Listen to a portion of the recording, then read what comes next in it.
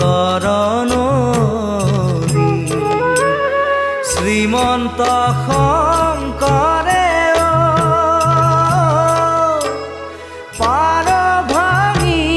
দিলে শ্রীমন্ত শংকৰে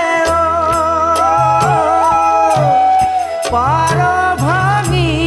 দিলে বহে ব্ৰহ্মাণ্ড কভেৰি বহে ব্ৰহ্মাণ্ড কভেৰি গোবিন্দৰ প্ৰেম অমৃতৰ নদী বহে বৈকুণ্ঠৰ পৰা চাৰি পুৰুষাৰ্থ